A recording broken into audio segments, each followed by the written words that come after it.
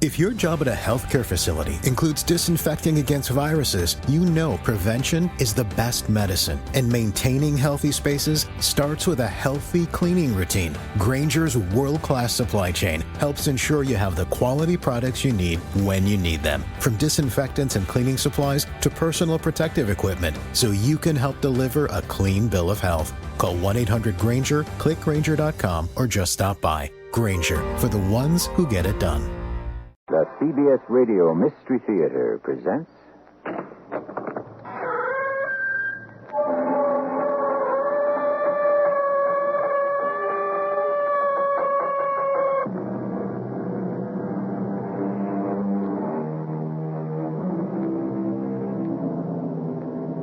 Come in.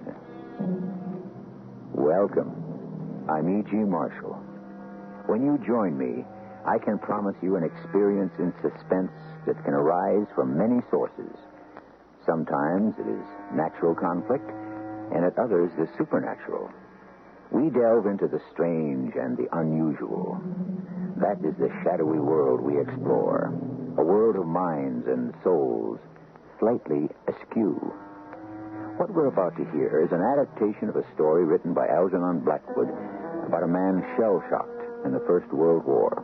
A not uncommon experience, but dreadful for the victim. His name is Terry O'Reilly. Captain O'Reilly. Forgive me, officer. Oh, sorry. I didn't see you. This fog. Say, didn't we meet before? You were lost, and some woman came along? Yeah, the fog was so thick that... Officer... Say, you all right? Say, maybe you're the man we've been looking for. Captain O'Reilly? Yeah. Yes. The police want me?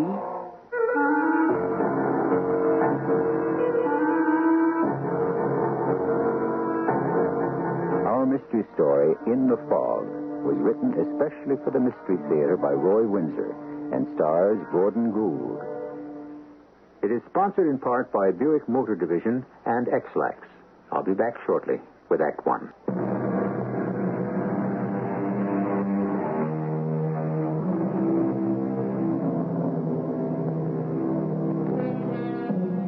Shell shock is a psychoneurotic condition like hysteria. The stress of warfare can affect some men to the point where they become disoriented. They cannot tell what is real and what is unreal. They are treated by psychotherapy in a sanitarium until their minds are healed and they're able to return to life outside their safe and protected world. Slowly but surely, Captain O'Reilly dreamed less and less of the horrors he had seen, as he explains. I cracked up. I won't frighten you with the last battle when they came at us in our trenches.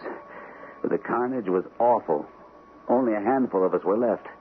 I became a screaming idiot, and I was shipped home to a sanitarium near Cambridge. And a Dr. Henry. Now, you think you're up to it, Captain? I think so. If you begin to feel any uncertainty, just go to a policeman and have him telephone me. Okay. You've made good progress. All of us are pleased. You just think about the present and the past will recede. Phantoms exist only in the mind. They're up to you to control. I'm trying to, Dr. Henry. Now, your friends in Boston, what's their name? Collard? Yes, Jeff and May.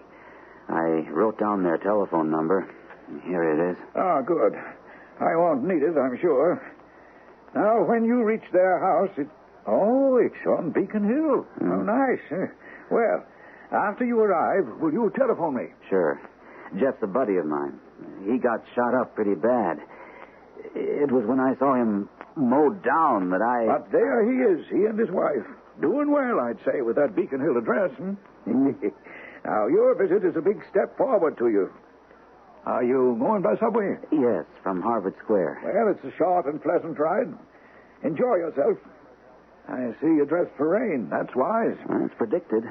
It's hot, and a cold front is coming in from Maine. We'll get rain. Oh, maybe fog. I can do without fog. It reminds me of gas drifting through the barbed wire. toward our trenches. I left Dr. Henry. He and his staff had been wonderful to me. I wore my hat and raincoat, and I had the feeling that everyone was watching me. You know the feeling, like you're an intruder. Well, nothing happened. In the subway, I read the car cards, and then I got off and climbed upstairs to the street. Fog. Thick as sheep's wool. I didn't know where to turn. I'm sorry, officer. I can't see a thing. Oh, that's all right. Me neither. It rolled in about half an hour ago. Where am I? Tremont Street. I wouldn't move around very much. Most cars are at a standstill, but there's always some nut who tries to drive. You wouldn't see you, and you're hit. No, I'm not moving. But I'm expected at my friend's. Go there, wait. If they got windows they can see, you'd be stuck. They're on Beacon Hill. Across the public gardens in that sea of fog. No, you stick around a while. The fog will lift. I can make it. Suit yourself. I just have to reach my friends. But wait a few minutes. You wander around through the park, you could stumble into the lake. Are you all right? Huh?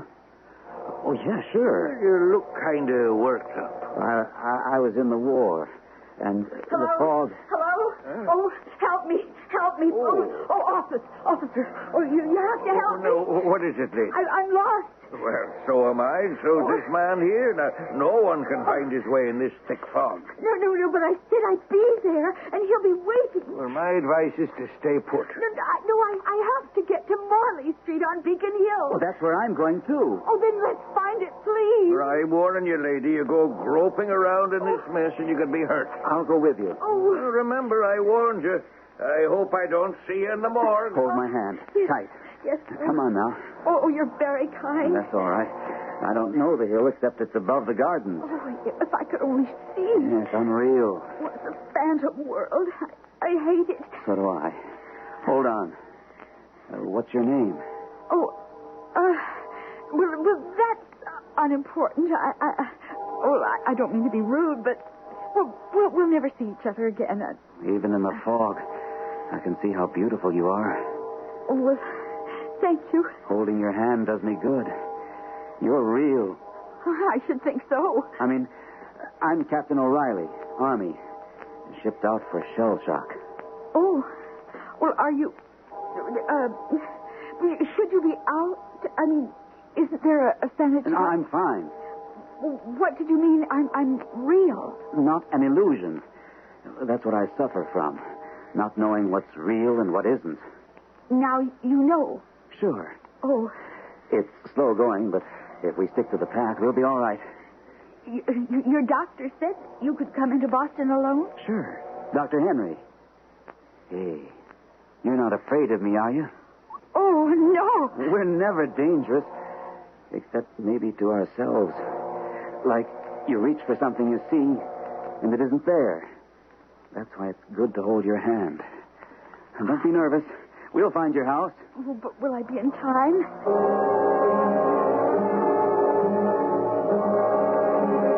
Inching along seemed like it took hours instead of 20 minutes. We went uphill, and the path ended, and there was a sidewalk and a curb. You couldn't see the narrow Georgian houses across the street. They were just shadows behind the white fog, like dark cloth under thin white. And here and there I saw pinpoints of yellow lights. Oh, Morley Street, this way. To the right. Hold on. Oh, no, I can find my way now. I'll see you to your door. No, please don't. There's no need. But I'm going there myself. My friends, the Collards, you may know them, they live on Morley. Oh, you'll find them. I hope so. What I thought was, if you don't mind, I'd telephone them and tell Jeff that... Oh, no, I can't let you do that. The telephone service has been cut off. Oh? I'm leaving Boston tomorrow. We are, that is. Oh. And the house is closed. My number is 141. You can head me in the right direction. Oh, of course. I'm 99. Oh, there it is. Oh, thank heaven. Oh, I'm so late. Oh, please be there. The woman broke away from me and ran through the open iron rail gate. I hurried after her. She entered the house through an open door, and that struck me as peculiar. I followed. Inside, I found myself in a dark hallway. I could hear her steps as she ran upstairs, and I called, "Hello?" Please go away. Please. "I'm coming up. The door was wide open, and you don't know who's in the house. Wait for me." I'm nervous, Jeff. You'd think your friend Terry would have telephoned. Well, if he could, but he doesn't know Boston. I hope he didn't panic. He could have. So Dr. Henry says that he thinks the captain's ready to rejoin society. Oh, May, you'll like him. Except for Terry O'Reilly, I'd be dead. Well, maybe we'd better telephone Dr. Henry and the police. No, let's give it a few more minutes. The fog seems to be lifting a little. I don't like to think of him wandering around out there lost. Well, everyone out there's lost, darling.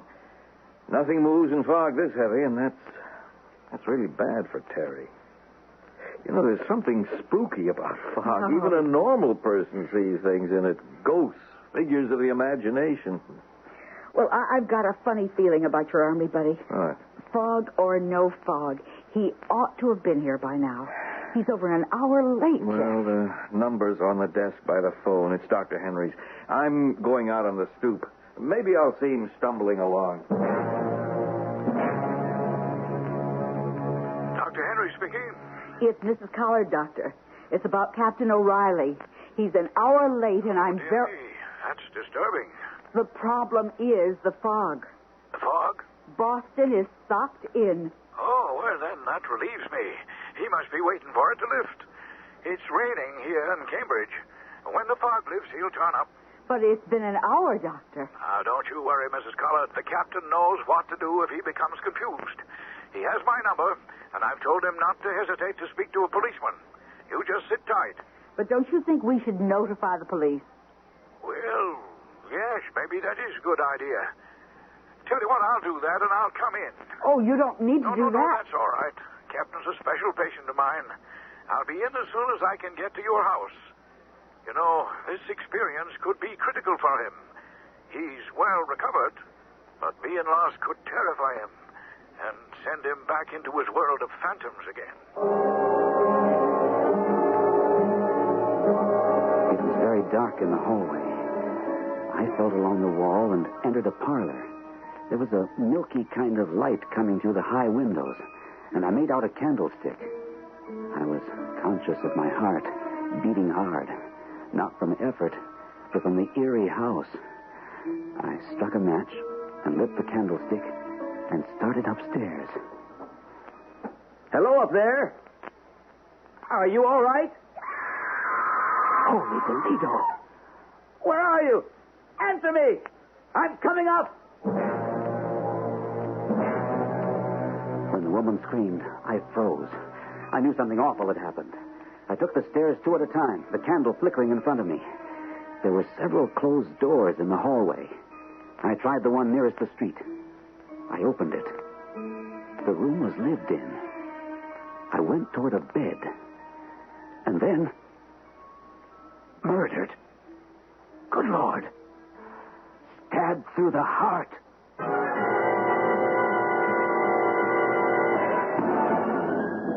Coincidence?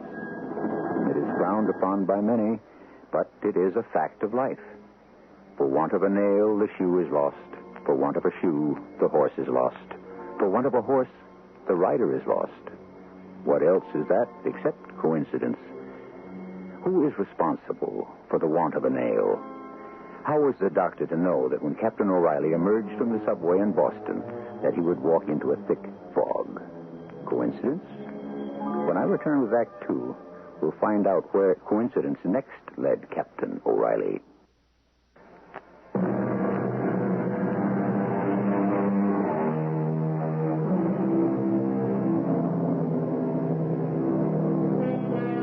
Coincidence is remarkable because of the lack of apparent connection between a group of events. That's how it seems. And why not? You meet someone you haven't seen for years. You may renew the relationship with good or bad results, and all because of an accidental meeting. When you look back on what followed, How can you explain it? An unexpected meeting, a coincidence. Well, Captain O'Reilly met a stranger, a woman as lost as he. When he followed her upstairs, he found her in a bedroom, murdered. To say I was shocked isn't strong enough. Almost without realizing it, I removed my hat. The dead woman was no illusion. This was real. Selfishly, I knew that this was good for me. I could distinguish between the real and the unreal. That gave me enough confidence to leave, and I left fast, running down the stairs. Then I heard a door closing. For a moment, I hesitated. Then I went outside into the fog. Hello there. Huh? Oh, hello. Don't be afraid. I'm a physician, Dr. Sprague. Oh? Is something the matter? Can I be of help? No, I'm lost. It's a little more than that, isn't it? You really are a doctor? Oh, yes, I live close by. Why don't you come with me until you calm down and get control of yourself? I'm late for my friends. 5 minutes won't make any difference. Your name? O'Reilly. Captain O'Reilly. I could telephone from your house, couldn't I? Of course. You've recently been discharged from service, Captain. Yes. Shell shock? You can tell that? Oh, a shrewd guess. You're distraught and you're perspiring. Well, I'm almost cured. I'm going to be okay. Yes, I'm sure of it. Thanks. So is Dr. Henry. Oh, yes, the doctor with the sanitarium in Cambridge, of course. You'll be worried about me. So will my friends. Well, the telephone. Yes, that's a good idea. You're very considerate, Dr. Sprague. By the way, how did you get here to the hill? Well, my friends live on Morley Street. I walked through the public garden. From Tremont Street? How could you see? I couldn't. We held on to each other, and we managed. I don't know how. We? Some woman. This is her house. I saw her to the door. You didn't follow her in? No, she just flew in and up the stairs. I called. You see, the front gate and the door were open, and I was afraid for her. That's quite an experience, Captain. Yes. First the fog, and then this woman. Who was she, by the way? I don't know. Well, she was frantic. She was meeting someone, and she was afraid she would be too late. Ah, poor thing. Well, come with me. All right. You didn't follow the woman into the house. Well, I asked because you said that the gate and the door were open. The gate is still open, but the front door, Captain. The front door is now closed. Well, he's been seen. I'm relieved. A policeman spoke with him when he came out of the subway on Tremont. Terry seemed to be all right. And then some woman came along, and they headed into the public gardens toward the hill. A woman? Now, that's what the policeman said. A stranger.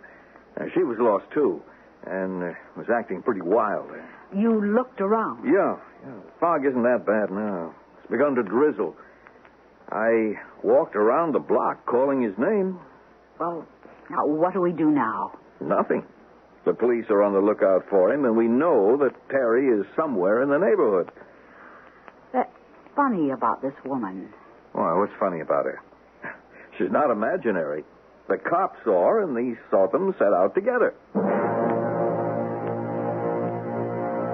the doctor saying the door was closed. That bothered me. I knew I'd been in the woman's house. I didn't know what to do. The right thing was to notify the police. But would they believe I hadn't murdered the woman? We reached Dr. Sprague's house in a few minutes. He led me into a handsome study. Now, you want to telephone your friends, or may I do that for you? Have you the number? Yeah, I wrote it down. Here it is. Yes, thank you. Operator, give me 1961, please. You can just relax. Well, it's mighty nice of you to take me in. Oh, glad to be of help. Yes, Jeff Collard speaking. Oh, this is Dr. Sprague. Captain O'Reilly is with me. Oh, is he all right? Oh, perfectly. I'll send him on his way in 5 minutes. Thank you. I'm at 141 Morley. And he really is all right? Yes, I met him on the street and noticed he was upset, so I brought him here to relax. He'll be along shortly. Where are you, Doctor? I can come for him. Well, there's no need to do that. Well, I'd like to, if you don't mind. Your address? 99 Morley. Oh, for heaven's sake, that's only a block away. I'll be right along. And thank you, Doctor. Now, you feel relieved. Yes. I know they've been worried. So Dr. Henry allowed you to come into Boston? Yes. Jeff Collards visited me several times at the sanitarium, and last week he invited me to his house for dinner. Dr. Henry approved. It all worked well until I stepped into that fog. And you were afraid that you might retreat into your, well, how shall I put it, your other world? You know about shell shock. Quite a good deal. You experienced a dreadful shock, didn't you? Pardon me? Something about that house and the strange woman. Why don't you tell me about it? In confidence, of course. I'm a doctor. Keeping it bottled up could be bad for you. What about the open gate and the open door and the strange woman, Captain?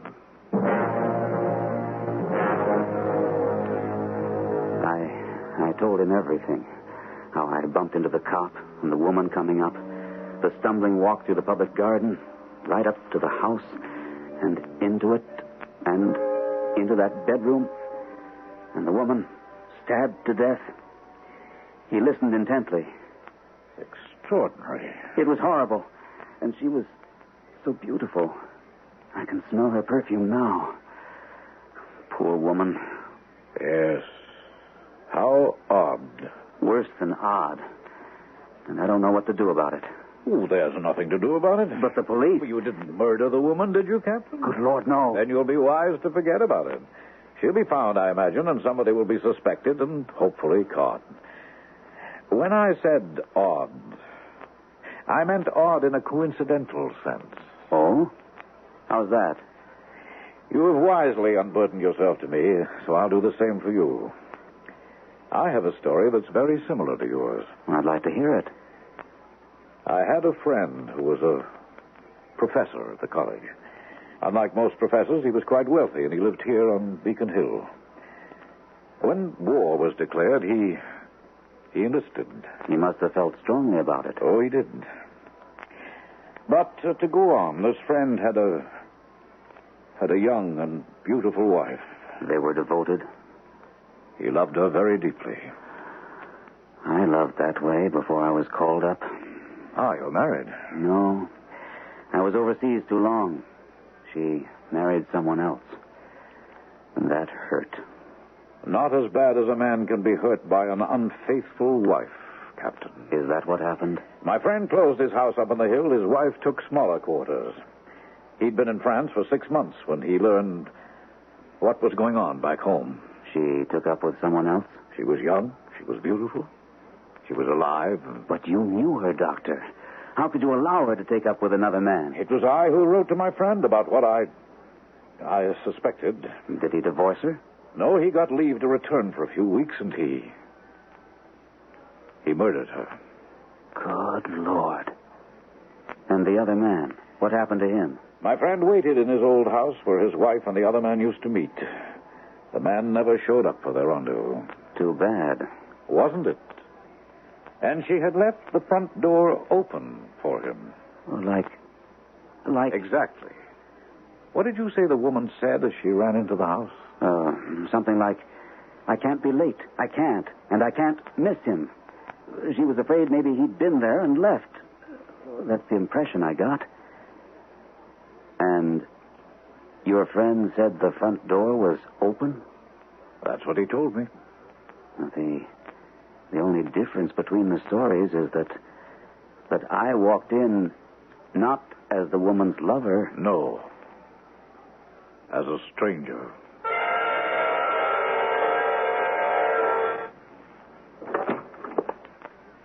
Did you bring him back, Jeff? No, I didn't find him. But Dr. Sprague gave you his address, and it's only down the block. But I went to 99. It was closed and dark from top to bottom. That's peculiar. Yeah, isn't it? I don't understand it at all. You tried the bell. Oh, sure. No luck. Then the next-door neighbor came out. Mrs. Lawrence, I know her slightly. She said the house had been closed and the professor enlisted and that his wife had moved away. I asked if she knew a Dr. Sprague. She said she never heard of him. How funny. There's no doctor living in the block that she knows of. But why would Dr. Sprague tell you that... Oh, it beats me. And now we still don't know where Terry might be. Something very strange is going on. I just sense it. But you said Dr. Sprague sounded perfectly normal. Well, he did. Well, maybe you better find that policeman and go back to 99. I'll come with you. No, darling. You stay here. Don't forget that Dr. Henry's on his way in. Oh, I'd forgotten. And who knows, Terry just might show up. Well, if he does, you'll take us out to dinner. Mine is ruined. Oh, it's a nightmare. Now, what if there isn't a Dr. Sprague? What? Why would he say he was if he wasn't? Well, Terry had to be with him, or how would the man know us or our telephone number? Now, what's the matter with you, Jeff? You think Dr. Sprague's a fictitious character? Well, maybe. But why? You think this could be a hoax? Who knows? The few minutes I spent with Dr. Sprague calmed me down, and confessing my discovery of the murdered woman did relieve my mind. Jeff and May knew where I was, so that worry was taken care of. I liked Sprague, and I was grateful he happened along when I ran out of that house. I said as much, and he said... Oh, coincidence, Captain. I like the fog. I often stroll around in it. Well, most people hate it. Well, I don't. It gives me a feeling of solitude, encases me in myself, shuts out the world. Yeah, well, I better be going along, Doctor. Yes, I suppose you should. Well, let me help you with your coat. Oh, my hat. What? Good Lord. I left my hat in that room. The police will find my hat and trace it to me. Why, is your name in it? No, it's just an ordinary felt hat, worn. Well, the police will know that someone murdered the woman and left the hat, but how could it be identified as yours? But I'll be missing a hat, and somebody will ask me about it. Right, then tomorrow in Cambridge, buy another. No, wait a minute. I have a better idea. Take this one of mine. Oh, I couldn't Of course you can. I have several. Why not? You're very trusting, Dr. Sprague. How so? What if I did murder that woman? Oh, my dear boy, I'm convinced that you didn't. What motive could you have had? Yeah, none. I only saw her face for a few minutes, and she'd be the last person I'd harm. No, I wanted to help her. Someone else killed her. Someone who was hiding in that house. As I ran down the stairs, I heard a door shut on the second floor. You're lucky you didn't meet up with him. I hadn't thought of that. You're right. I could have been stabbed the way she was. Yes. Quite a story you're going to have for Dr. Henry. Mine and yours. Whatever happened to the man the wife was going to run away with? Ah, my friend would like to know. I suppose that man did run away. Captain O'Reilly, I doubt if we'll meet again, but I wish you well. You know, this experience has been good for you. I think so, too. And don't forget your hat. Your hat. Thanks. My alibi for something I didn't do. I wish I knew who did. Who'd murder a beautiful woman like that? Someone she had deeply offended, Captain. All of us are two persons. That's a generalization, but I think it's true. We appear to each other as one kind of person. Then there's the inner person. A criminal does not have to look like what we think he should look like. Everyone is capable of committing a crime. For those that do, something snaps in the mind and triggers it. More when I return with Act 3.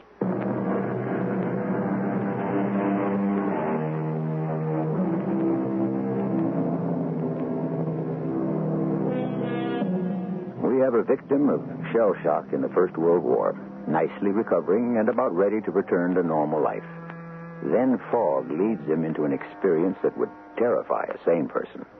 The fog is frightening in itself, but then there's the stranger, the nameless, beautiful woman and the discovery in her closed-down house that she's been murdered. Despite what Captain O'Reilly has told us, can we overlook him as the killer? He could have committed murder. I thanked Dr. Sprague once more and put on my coat and his hat and stepped outside. It was raining now, and I could see where I was. He had told me which way to turn to reach Jeff Collard's house. So I went through his iron rail gate and turned to my left. And coming toward me was the policeman. Well, we keep on meeting.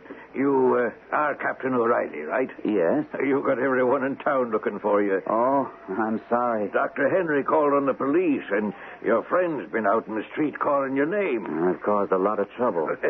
You're kind of special, Captain. Dr. Henry got a little worried that lost in the fog, you might have, lost your bearings. Well, I did. But Dr. Sprague took me in, and I'm okay now. Well, I'll walk you to your friends and telephone headquarters from there. Is that all right? Of course. The woman find her house?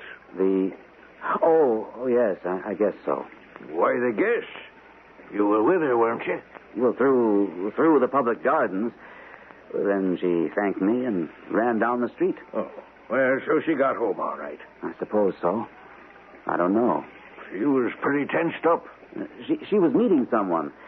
That's what she said. You remember what I told you over on Tremont? Now, if you'd listened to me and waited until the fog thinned out, you'd have saved yourself a lot of aggravation.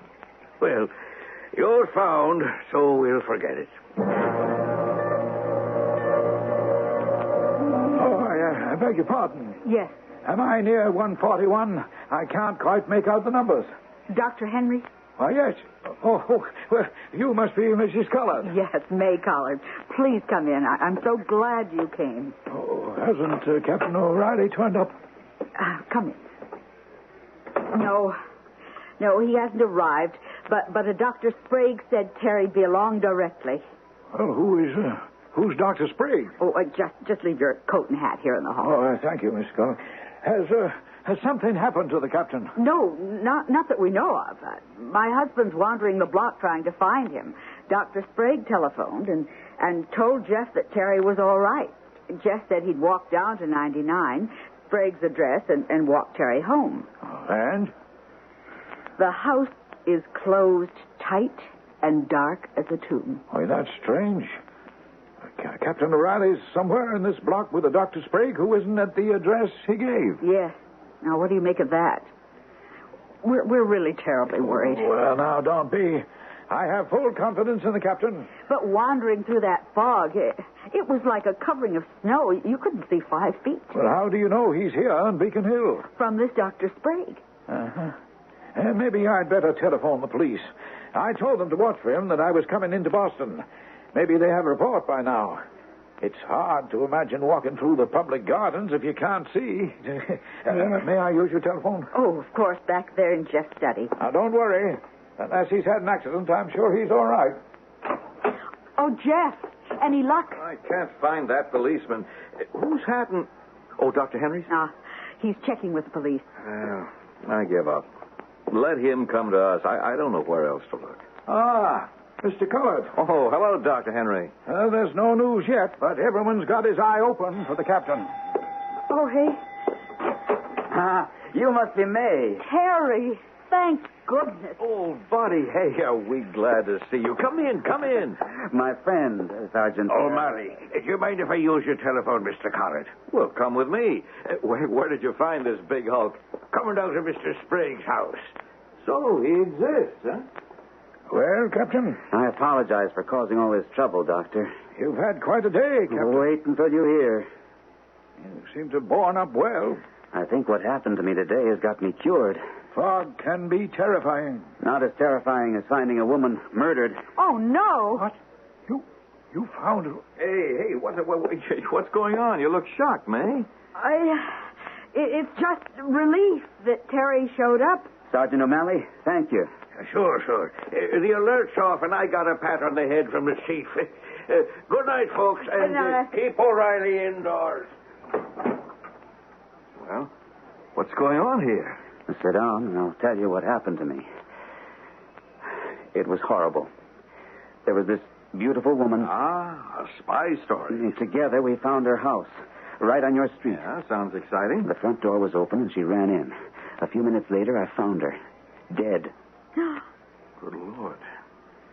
Well, where'd she live? At number 99. Oh, isn't that where Dr. Sprague lives? Yeah, that's what he said. But 99's closed. No one lives there. The owner enlisted and the wife moved away. Terry, you... I was in that house. I found the woman on the second floor, stabbed to death. I told them everything that had happened to me from the time that Dr. Henry had sent me on my way until I walked into their house a few minutes ago. It's incredible, Terry. Pretty weird, May. But it happened. Now what do I do? Yeah. The body in the front room at 99 Morley. I have to report it to the police, Jeff. That's my duty. Don't you agree, Dr. Henry? Well, yes, but then come the complications. I know that, Doctor. Who's going to believe me? I found the woman murdered. I, a patient at your sanitarium. Captain, tell me about this Dr. Sprague. He was very nice. A very nice man. And you walked into him when you ran out of the house at 99, is that right? Yes, that's it.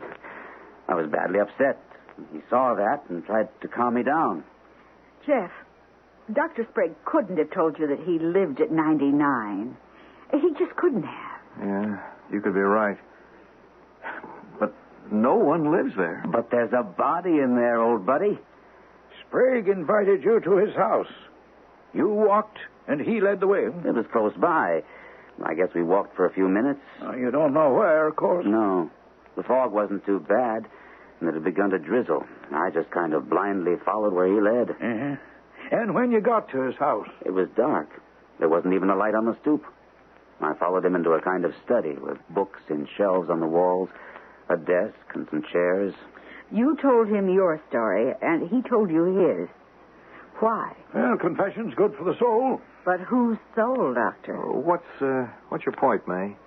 Well, say that Dr. Sprague is a saint. He takes Terry in and hears his story and tells him almost the same one. Yeah? Why? That's what puzzles me. What if the story Dr. Sprague told was not about that friend of his, but about himself? What? This Dr. Sprague murdered the woman? Oh, that's impossible. Terry met him outside the house. I know that, but... Well, it's an idea. No, it's too fantastic, darling. You agree, Terry? I don't know. So much has happened, I'm pretty mixed up.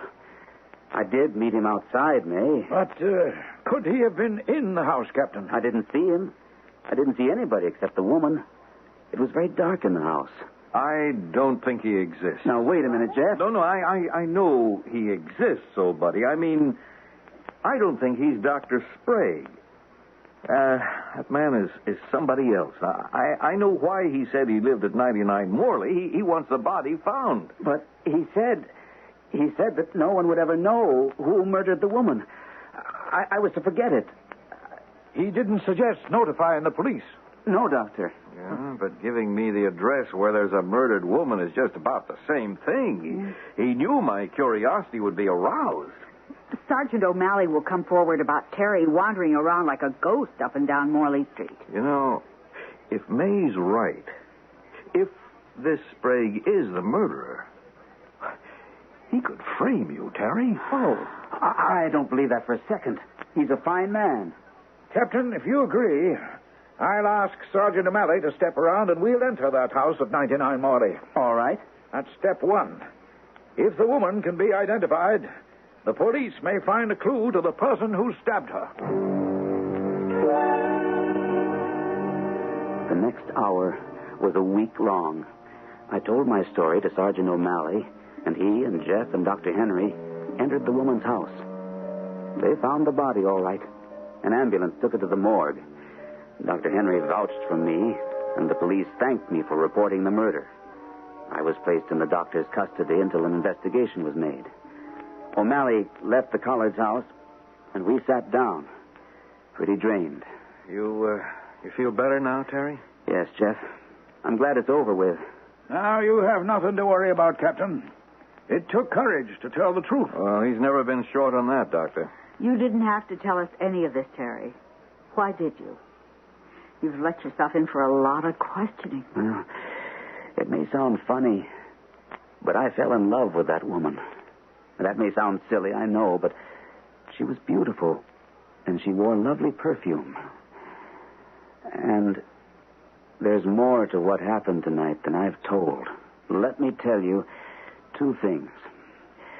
As I went up the stairs to the bedroom, I heard the door close.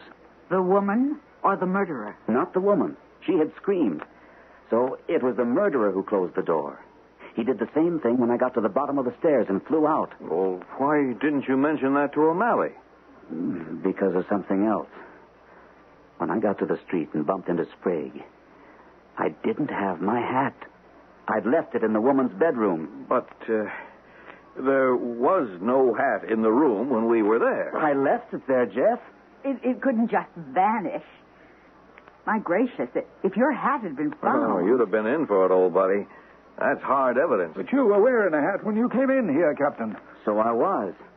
I told Sprague I'd left my hat on the woman's bed, and he said to forget it. And he offered me this one of his. Almost forced it on me. Just a moment. I'll show it to you. Here it is. So? Oh, it's just an ordinary hat. And Sprague's hat was the same size as the one you left behind? Exactly the same size. And do you know why? Because this is my very own hat.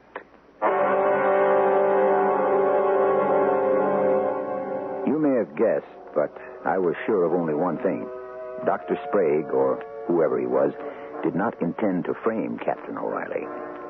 Weather is a factor in our behavior. Fog more so than other conditions because it's like a shroud.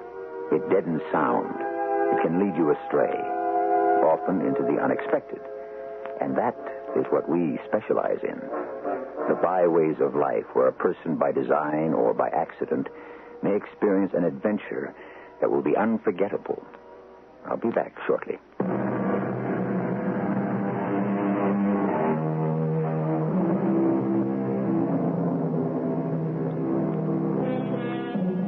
In the beginning, I spoke about coincidence. Is there such a thing? Or are certain meetings that seem to be accidents predetermined? Philosophers argue the subject to a draw, but I imagine that Captain O'Reilly, freed by the way, and Sprague was never caught, often wonders about the awful night he was lost in the fog. Our cast included Gordon Gould, Martha Greenhouse, Ian Martin, and William Griffiths. The entire production was under the direction of Hyman Brown.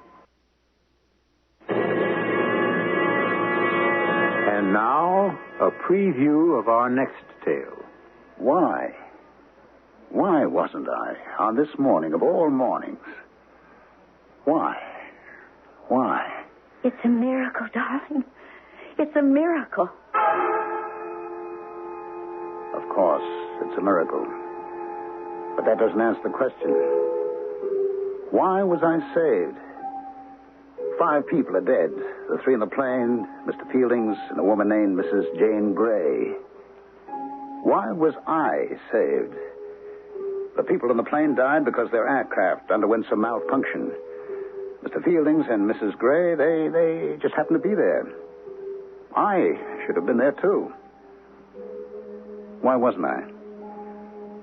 Why was I saved? Because Dick Harrison called you at exactly 8 a.m., the split second you were about to leave. Radio Mystery Theater was sponsored in part by Buick Motor Division. This is E.G. Marshall inviting you to return to our Mystery Theater for another adventure in the macabre. Until next time, pleasant dreams.